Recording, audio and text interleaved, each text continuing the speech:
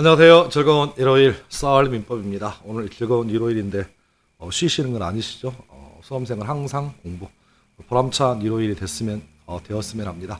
자, 오늘은 저당권 마무리할게요. 근저당 얘기를 좀 할게요. 자, 오늘은 근저당에 대해서 마무리합니다.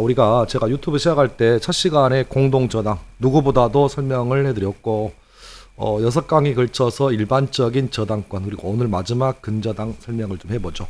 자, 법조항을 좀 봅니다. 근저당 357조에 나와 있는 근저당인데요. 자, 1항 저당권은 잠깐 제목이요. 근저당이 아니라 1항 첫 단어가 저당권은 담보할 채무의 최고액만을 정하고 채무의 확정을 장래에 보류하여 이를 설정할 수 있다. 이것을 우리가 근저당이라고 합니다. 그래서 담보할 채무의 최고액을 정하고 채무의 확정을 장래에 보류한다. 그래서 채무 확정이라는 얘기는 얼마를 갚을 것이냐라는 것에 대한 확정은 현재 저당권 설정 당시 하는 게 아니라 앞으로 장래에 보류해서 설정하는 저당을 근저당이라고 부릅니다. 이 경우에 확정될 때까지의 채무의 소멸 또는 이전은 저당권에 영향을 미치지 않습니다. 그럼 이 말의 의미는 뭐냐면, 자, 한번 천천히 끌어볼게요. 채무액이 확정될 때까지, 채무액이 확정되기 전에 채무가 소멸하여도 저당권은 소멸하지 않는데요. 잠깐만, 우리가 부종성 관련해 가지고요, 일반적인 저당권은 피담보 채권이 소멸하게 되면 저당권은 말소 등기 없이도 소멸한다고 했죠. 그런데 근저당은요, 채무가 확정될 때까지, 확정되기 이전에 설령 채무가 소멸하더라도 저당권에는 영향이 없대. 따라서 근저당은 소멸하지 않습니다. 이런 점 때문에 근저당권은 부종성이 약간 완화되어 있다고 표현합니다. 또 내지는 뭐세요? 채무가 확정될 때까지 채무가 이전, 다른 사람에게, 그러면 채무자가 A에서 확정되기 전에는 B로 이전될 수 있나요? 이 얘기네, 지금. 그러니까 채무자 A에서 채무자 B로 채무가 이전되더라도 근저당은 소멸하지 않는답니다. 그래서 법 조항에서 알 수 있어. 그러니까 항상 하고 싶은 얘기는 뭐냐면 법 조항이 기본이다. 그래서 최고액만 정한다. 나머지는 정하지 않는다. 두 번째는 채무 확정을 저당권 설정 당시 얼마 갚아라 라고 확정되어 있는 게 아니라 장래에 보류한다. 3년 뒤, 4년 뒤, 5년 뒤. 그리고 확정될 때까지 설령 채무가 소멸하더라도 저당권 소멸하지 않습니다. 또 채무가 이전될 수 있나요? 이런 것을 일반적인 근저당이라고 부른대요. 이렇게 보시고 2항. 그래서 법조항대로 좀 정리하시면 좋겠습니다. 자, 2항 갑니다. 전항의 경우에 채무의 이자는 최고액 중에 산입된 것으로 본다. 그럼 따라서 최고액만 등기하시면 돼요. 이자는 등기할 필요가 없습니다. 이게 보통의 저당권과 다른 점. 우리가 보통의 저당권, 보통의 일반적인 저당권은 360조에 의해서 원본 등기라 이자 등기라 되어 있죠. 근데 문제는 근저당은 채권 최고액만 등기하시면 돼. 왜? 채권 최고액이 다 포함되어 있어. 됐나요, 지금? 거기까지 보시면 되겠고. 자, 그러면 일반적인 저당, 우리가 앞에서 배웠던 일반적인 저당권과 근저당권을 잠깐 비교해 볼게요. 자, 비교. 시험 지문은 이 정도만 좀 보시면 될 것 같아요. 그래서 우리가 저당권 설명할 때요, 채무자 갑이 채권자 을에게 1억을 빌려 쓰고 금전 소비대차 계약을 체결하고 저당권 설정 계약에서 현재 채무자 소유 부동산에 저당권 등기된다. 저당권 등기될 때 1억에 대한 금전 소비대차 계약 원금 1억 담보되고 이자 10만 원 주기로 약정했고 변제기가 2년 뒤고 위약금 1,000만 원이라면 이거 다 등기하라고 했죠. 요게 일반적인 저당. 근데 이렇게 약정을 하더라도 원금 1억, 이자 10만 원, 변제기 2년, 위약금 1,000만 원 이렇게 똑같은 저당권 설정 계약인데 실제 등기가 저당권 등기가 될 수 있고 근저당이 될 수 있어요. 다만 등기 관련 부분은 이제 보통의 저당이라면 원금, 이자, 변제기, 위약금 다 등기되는 게 맞지만 근저당이라면 다 합쳐서 2억 최고액만 정하면 된다. 이 2억에 다 포함된다라는 점. 실무에서 저도 많지는 않습니다만은 등기부를 좀 자주 보는 편인데 저당권은 없습니다. 저당권은 실무에서 본 적이 없어요. 대부분 다 근저당이다. 이유는 보통의 저당권은 지연이자가 1년분으로 제한되잖아요. 그런데 근저당은 그 지연이자까지 채권 최고액의 전액 담보됩니다. 그런 점까지 좀 전개하시면 되겠고, 그래서 양자를 표로 만들어서 한번 비교해 볼게요. 그래서 자, 화면 좀 봐주실래요? 보통의 저당권과 근저당의 가장 큰 차이점, 첫 번째, 채무의 확정이, 즉 채무자가 채권자에게 받을 빚이 저당권은 저당권 설정 당시에 이미 빼도 박도 못하게 확정돼 있어. 그래서 자, 원금 1억, 이자 10만 원, 변제기 2년 뒤. 그러면 변제기에 가서 채무자가 갚을 금액이 원금 1억에 이자 240이죠. 끝. 확정됐잖아. 그런데 근저당은 저당권 설정 당시에 채무액이 확정되는 것이 장래에 보류합니다. 그 정도 차이점. 자, 두 번째, 저당권에 의해서 담보되는 피담보 채권액의 범위는 우리 법조항에서 봤던 것처럼 원본, 이자, 위약금, 제일 중요한 채무불이행으로 인한 지연 손해금은 1년분의 하나지만, 그리고 경매 실형비용이 포함되지만 근저당은 채권 최고액만 등기한다. 이 채권 최고액에 포함되는 것인 2번 보세요. 약정이자, 월 단위로 주는 이자뿐만 아니라 지연 손해금이 1년분이 아니라 전액 무제한 담보됩니다. 채권 최고액의 범위 내라면. 중요한 얘기입니다. 다만 보통의 저당권은 피담보 채권액의 범위에 경매 실형비용이 포함되지만 근저당의 채권 최고액에는 경매 실형비용은 포함되지 않는다는 점. 그래서 시험이 쉽게 나온다면 요거 양자 비교합니다. 양자. 그래서 물론 좀 약간 출제자가 좀 쉽게 준다. 그래서 보통의 저당권과 근저당을 비교했을 때 보통의 저당권이라면 경매 실형비용이 피담보 채권액에 포함되지만 근저당이라면 채권 최고액에 경매 실형비용이 포함되지 않는다는 차이점. 두 번째, 보통의 저당권이라면 법에 나와 있는 것처럼 지연 손해금을 1년분으로 제한하지만 근저당이라면 채권 최고액의 범위 내에서 전액 담보됩니다. 이 정도의 차이점은 좀 기억을 좀 하시면 되겠고, 자, 좀 힘들겠지만 오늘 요 그림 하나 그리려고 시간 굉장히 많이 할애했습니다. 자, 근저당권의 피담보 채권입니다. 제가 그림을 한번 그려봤어요. 자, 갑니다. 자, 채무가 이렇게, 자, 그래프를 보면 예를 들어서 돈을 빌린 날짜가 있을 거예요. 그러면 예를 들어서 1억을 빌려왔죠. 1억을 빌려왔죠. 그래서 이 채무가 증감 변동합니다. 채무가 뭐 증감 변동해요? 예를 들어서 1억이 요즘 같은 경우라면 예를 들어서 은행에서 집담보 대출을 받으면 원리금 균등 상황이잖아요. 그렇죠? 그러면 예를 들어서 은행에서 대출을 받을 때 집을 담보로 대출을 받았을 때 1억을 빌렸으면 1억에 대해서 이자. 요 이자가 요즘은 대부분 다 고정금리가 아니라 변동금리입니다. 그렇죠? 그래서 변동금리다 보니까 이자율이 좀 달라요, 지금. 그러면 예를 들어서 원리금 균등 상환이니까 원금과 이자를 한꺼번에 갚잖아요. 그러면 1억을 빌려 쓰고 채권 최고액을 1억 3천을 설정했다. 그러면 1억 3천 설정했으면 한 달 있다가 예를 들어서 원리금 다 포함해서 원금 이자 포함해 가지고 89만 원 갚았다. 그러면 그만큼 감축돼야 되는 게 맞잖아요. 그런데 문제는 근저당은 여전히 1억 3천입니다. 이유는 뭐냐면 근저당 설정한 상태에서 채무가 이렇게 소멸되더라도 그때그때마다 매달 채권 최고액 변경 등기 하다 보면 등기비용이 더 들어가겠다. 그래서 이렇게 대부분의 경우라면 집담보대출이라면 이렇게 우하형 곡선을 그립니다. 언제가 채무가 소멸하겠죠. 그렇죠? 그래서 은행에서 빌려주는 1억을 빌려 쓰고 채권 최고액을 1억 3천 설정했을 때 대부분의 경우라면 10년 약정했으면 10년이 끝나는 날 쫑이 없어질 거예요. 근데 이건 우리가 은행에서 접하는 근저당이고 보통의 저당권이 이렇게 증감 변동한다. 그래서 문제는 어느 순간에 채권 최고액의 범위 내에서 채무를 확정합니다. 그럼 보세요. 그림상 보면 채무가 어제 다르고 내일 달라. 채무액이 다르다. 증감 변동합니다. 그런데 채무 확정을 돈 빌릴 당시 한 게 아니라 나중에 먼 미래 장래에 보류해서, 그래서 장래에는 채무 확정해야죠. 그러면 채무가 확정되면 채권 최고액의 범위 내에서 받아갈 수 있는 금액이 이것이 근저당에 의해서 담보되는 피담보 채권액의 범위랍니다.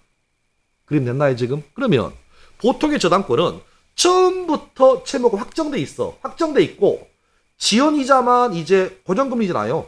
약정이 없으면 민법상 연체이자가 연 5%니까 고정이야. 그런데 요즘 은행에서 시중에서 나와 있는 금리가 대부분 변동금리잖아요. 증감변동. 증감 변동. 쉽게 표현하면 이런 얘기잖아요. 지금 제식대로 표현하면 1억을 대출 받아가지고 금리도 설정했습니다. 그런데 중간에 제가 돈이 좀 생겨가지고 3천 갚을 수 있어. 원리금 균등이 아니라 3천 갚을 수 있잖아요. 그러면 그것만큼 축소가 되겠지만 문제는 제가 돈이 더 필요하면 또 돈을 끌어쓸 수 있잖아요. 지금. 그렇죠? 요게 근저당의 채무액의 증감 변동입니다. 의미 이해하셨나요 지금? 쉽게 표현하면 마이너스 통장이라 생각하시면 돼요. 예를 들어서 제가 1,000만 원짜리 한도가 1,000만 원짜리 마이너스 통장을 만들었다고 하면 제가 얼마 빌린지를 모르잖아요. 떠들어 봐야 돼. 정말 이해하셨나요 지금? 그래서 또 내지는 실무에서 보면 어느 한 50억짜리 건물에 근저당이 설정되어 있는 경우가 있는데 물론 여기는 이럴 수 있어요. 예를 들어서 부모님들 아버지 집인데 새끼들이 한 4명 있어. 자식들이. 그러니까 자식들이 부모님 집을 탐할까 봐 부모님이요. 은행 가서 돈 3천을 빌려 씁니다. 빌려 쓰고 저당권 설정합니다. 그리고 3천을 갚아버려요. 그러면 문제는 저당권 설정 등기로 되어 있지만 실제로 채무액은 없는 거야 지금. 이렇게 설정하는 경우가 꽤 많습니다. 왜 그러냐면 그렇게 해놔야 자식들이 자기 집을 담보로 해서 부모님 담보로 해서 돈을 못 빌리거든. 그래서 그런 경우가 종종 있더라. 그래서 실제로 채권 최고액이 1억 3천이라 설정돼 있어도 실제 채무액이 얼마인지는 은행 가서 확인해 봐야 돼요. 보통의 저당권이라면 원본, 이자, 위약금 다 등기돼 있으니까 등기부 떠들어보면 알아. 근데 근저당은 채권 최고액만 등기돼 있다 보니까 채권 최고액이 1억 3천이 설정돼 있다 할지라도 실제 채무자가 빚지고 있는 게 얼마인지는 모릅니다. 은행에 직접 물어봐야 돼. 얼마입니까? 그럼 은행에서 1억 3천인데요. 그동안 갚아와가지고 갚아서 7천만 원 있네요. 아니면 돈을 빌려갔지만 돈을 다 갚았네요. 그러니까 이게 모른다는 거예요 지금. 이게 증감 변동합니다. 다만 언젠가는 확정시켜야 돼. 됐나요 지금? 그러면 여기서 첫 번째 근저당에서 피담보 채권은 언제 확정되느냐? 요게 첫 번째 이제 시험의 기출입니다. 자, 그래서 근저당의 채권 최고액 의미를 살펴볼게요. 자, 채권 최고액은 시험 기출입니다. 근저당권자가 목적물로부터 우선 변제 받을 수 있는 한도액을 의미한다. 그래서 저당권자는 그 목적물에서 죄송해요 표현이 이빠이 받을 수 있는 금액이 얼마냐? 이게 채권 최고액이래요. 그래서 우선 변제 받을 수 있는 한도액을 채권 최고액이라고 부른다. 더 이상 못 받아간다. 그 얘기고요. 두 번째는 채권 최고액의 범위 내에서 원본, 이자, 위약금 그리고 채무불이행으로 인한 손해배상금 1년 아니라 전액입니다. 전액. 채권 최고액의 범위 내에서 담보 받아갈 수 있습니다. 자, 세 번째. 채권 최고액에는 근저당 실행비용은 포함되지 않습니다. 다시 한번 확인하셔야 돼. 그리고 네 번째. 채권 최고액은 반드시 등기하셔야 합니다. 존속기간은 약정하지 않을 수 있어요. 그러니까 우리가 보통의 저당권은 변제기는 등기하셔야 돼. 그런데 근저당이라면 채권 최고액만 등기하면 된다.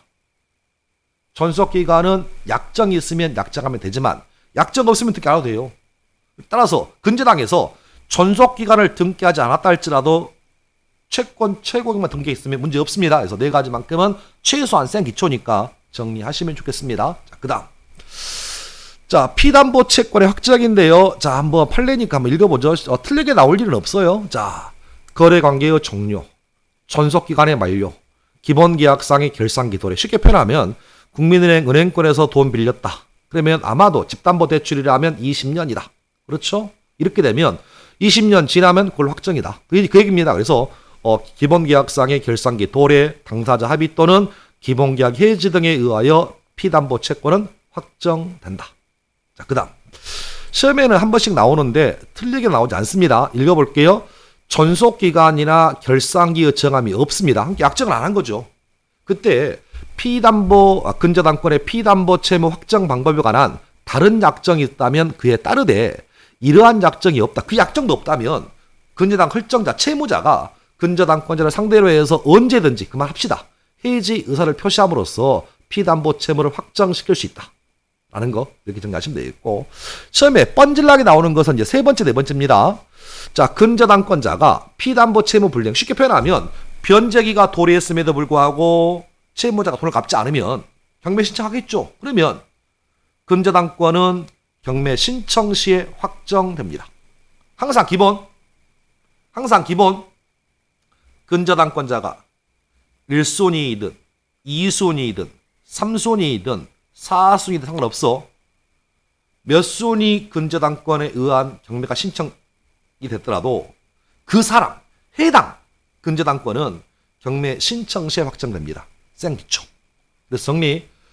근저당권자가 채무불이행을 이유로 경매를 신청했다면 경매 신청한 날짜에 확정된다. 생기초. 근데 이에 비해서 우리 판례는 이런 얘기를 합니다. 선순위 근저당권자가 있음에도 불구하고 후순위 근저당권자가 경매를 신청한 경우 경매를 신청한 후순위 근저당권자는 경매 신청 시 확정되지만 선순위 근저당권의 피담보 채권은 경락인이 경락대금을 납부한 때 확정된대요. 이유는 뭐냐면 1순위가 있음에도 불구하고 2순위가 경매를 신청했다. 그러면 2순위 근저당권은 자기가 경매 신청해서 확정되지만 선순위는 그러면 자기가 1순위인데 2순위에 의해서 피담보 채권 확정되는 것은 너무 불합리하잖아요. 그러니까 최소한 쉽게 표현하면 받아갈 수 있는 기회를 더 주겠다는 거야. 그러니까 경락인이 경락대금을 완납한 때, 이 말은 경락인이 소유권 취득한 때 그때 확정된다. 양자 비교하셔야 돼. 시험 지문에 주로 나오는 것은 근저당권자가 경매 신청 시 확정되지만 좀 틀어버리면 후순위 근저당권자가 경매를 신청했을 때 선순위 근저당권의 피담보 채무는 언제 확정됩니까? 예, 경락인이 경락대금 완납 시 확정됩니다. 확인하셔야 돼. 이렇게 나와. 이렇게 다시 한번 확인하시면 되겠고. 자, 그 다음. 자, 다섯 번째. 경매 신청하여 피담보 채권이 확정되었대. 확정됐대. 자, 삐더박 또 못하게 확정됩니다. 그런데 나중에 채권자가 경매를 취하해버립니다. 경매를 취하해버리면 그러면 경매를 안 한 꼴 되잖아. 그렇다 할지라도 채무 확정의 효과는 번복되는 것은 아니다. 한 번 확정은 영원한 확정이다. 따라서 설령 후에 확정된 후에 경매가 취하되더라도 번복의 효과는 번복의 효과는 발생하지 않습니다. 따라서 확정의 효과는 번복 안 돼. 한 번 확정은 영원 확정입니다. 그 순간 확정. 자, 그 다음 다섯 번째, 워낙 자주 나옵니다. 요 판례가 제일 중요합니다. 근저당권자의 경매 신청 등의 사유로 근저당권의 피담보 채권이 확정되었다면 확정 이후에 표현 잘 보셔. 새로운 거래 관계에서 발생하는 원본 채권은 그 확정된 근저당권에 의해서 담보되지는 않지만 문제는 그 다음입니다. 확정 전에 발생한 원본 채권에 관하여 확정 후에 이자 채권은 담보됩니다. 다음 정리. 확정되었다면 확정 후에 새로운 거래 관계에서 발생하는 원본은 담보되지 않지만 확정되었다 할지라도 확정 전에 발생한 원본에 대해서 이자 채권은 담보된다. 그래서 여러분이 올해 시험을 이제 보시는 근저당에서 이 지문은 반드시 숙지 다시 한번 확인하시면 되겠고. 자, 그 다음 얘기 좀 해볼게요. 그림 다시 그려볼게요. 근저당이 이렇게 증감 변동한다. 그렇죠? 증감 변동한다. 채권 최고액이죠. 그런데 증감 변동하는데 경우에 따라서는 채권 최고액을 초과할 수 있어요. 지금 상황이. 제 말 이해하셨나요 지금? 물론 이런 경우는 거의 없겠습니다만은 경우에 따라서는 채권자가 은행권이라면 절대로 채권 최고액을 넘어가게 초과되지 않게 놔둘 거예요. 근데 보통 개인이 근저당 설정했다면 시기를 늦출 수 있어. 그래서 실제 채무액이 이렇게 초과될 수 있어요. 지금 채무액이 이해하시나요 지금? 근데 문제는 여기서 초과된 상태에서 채무 확정될 수 있어 지금. 제 말 이해하셨나요 지금? 그래서 자, 받을 수 있는 한도 이빠이와 실제 채무액이 다 커버린 거죠. 쉽게 표현하면 1억을 빌려 쓰고 채권 최고액을 1억 3천 설정했는데 실제로 채무액이 1억 4천 될 수 있어요 지금. 경매를 시작하다 보니까. 이럴 때 어떻게 할 것이냐. 근데 그때까지도 경매를 실행 안 하고 있습니다. 그러면 집주인으로서는, 땅 주인으로서는 경매 당하는 것보다 돈 갖고 나서 말소를 청구하는 게 훨씬 더 실익이 있지 않나요 지금? 그래서 자, 정리하셔야 돼. 자, 채권 최고액이 있고 실제로 갚아야 할 채무액이 있다. 이걸 시험에는 잔존 채무라 부를 거예요. 이랬을 때 실제 채무액이 채권 최고액을 초과한 경우입니다. 초과했다면 자, 주어갑니다. 채무자 겸 근저당 설정자는 채권 최고액이 아니라 실제 채무액을 전액 변제하셔야 돼. 그런 다음에는 말소 청구합니다.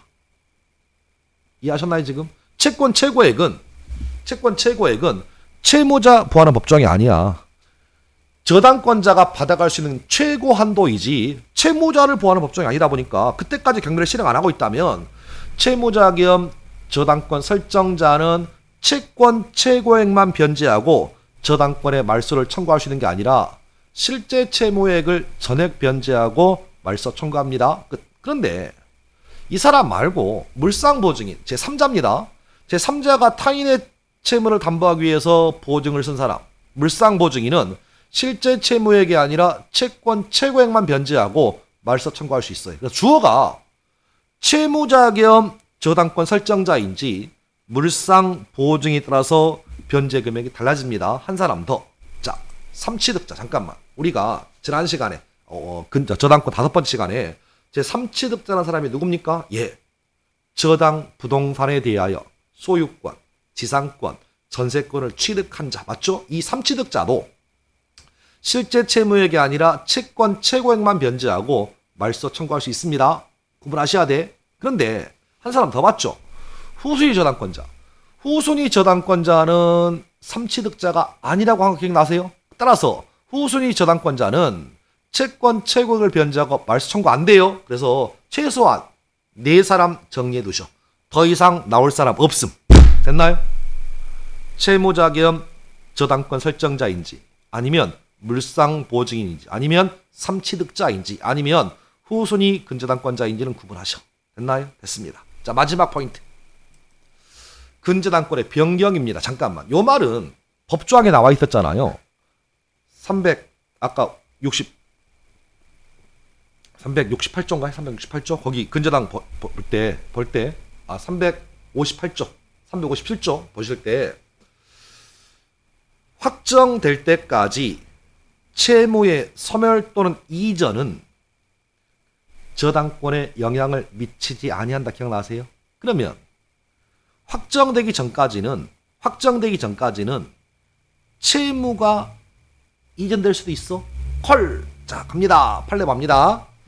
피담보 채무가 확정되기 이전이라면 채무의 범위나 채무자를 변경할 수 있다. 하고 싶은 얘기. 그러면 우리 법조항 357조에 의하면 채무의 소멸 또는 이전은 저당권에 영향을 미치지 않기 때문에 채무액의 범위가 늘었다, 줄 수 있죠. 또 채무자가 A에서 B로 바뀔 수도 있나요? 그럼 여기서 하고 싶은 얘기. 채무가 확정되었다면 채무의 범위 이제 못 바꾸지. 또 확정되었다면 채무자 이전 안 돼. 못 바꿔. 됐나요 지금? 예. 기억하셔야 돼. 그 다음 채무의 범위나 채무자가 변경된 경우 당연히 바뀐 다음에 범위에 속하는 채권이나 채무자에 대한 채권만이 근저당권에 의해서 담보되고 변경 전에 속하는 채권이나 채무자에 대한 채권은 담보되지 않는다. 그럼 쉽게 표현하면 이런 얘기입니다. 채무자가 A였어. 근데 확정되기 전에 채무자가 B로 바뀌었다면 그러면 확정되기 전에 채무자 A의 채무는 담보되지 않고 이전된 B 채무는 담보된다고 지금. 됐죠? 그래서 여기까지 정리하시면 좋겠습니다. 그래서 첫 번째. 자, 이제 시험 범위는 우리가 저당권 관련 부분에서는 주택관리사는 한 문제, 감정평가사는 2문제, 공인중개사는 2문제, 3문제가 나올 텐데 나오는 포인트가 딱 근저당이라면 4가지입니다. 첫 번째, 채권 최고액의 범위는 뭡니까? 두 번째, 피담보 채무는 언제 확정됩니까? 세 번째는 확정되었다면 그 확정된 것이 실제 채무액이 채권 최고액을 초과했다면 어떻게 할 것입니까? 마지막, 근저당권이 확정되기 전에 채무의 소멸 또는 이전이 되면 어떻게 할 것입니까? 이게 전부야 지금. 됐나요? 네, 됐습니다. 자, 그러면 각 시험마다 기출문제 하나씩 풀어볼게요. 자, 갑니다. 자, 감정평가사 기출입니다. 옳은 것을 모두 골라보죠. 28회니까 한 4년 전 기출입니다. 자, 기억법. 피담보 채무 확정 전 채무자가 변경된 경우 변경 후에 채무자에 대한 채권만이 당해 근저당권에 의해서 담보된다. 옳은 지문. 맞죠? 자, 옳은 지문. 니은. 근저당권의 존속기간이나 결산기의 정함이 없는 경우 근저당 설정자는 근저당권자를 상대로 언제든지 해지 의사 표시함으로써 피담보 채무를 확정시킬 수 있다. 옳은 지문. 자, 다시 읽죠. 한번 들어보면 돼. 몰라서 틀리는 거야. 몰라서. 자, 디귿번. 근저당권자가 피담보 채무 불이행을 이유로 경매 신청한 경우 경매 신청 시에 근저당권은 확정된다. 옳은 지문. 맞죠? 자, 리을번. 선순위 근저당권에 확정된 피담보 채권액이 실제 채무액이죠. 채권 채액을 초과하는 경우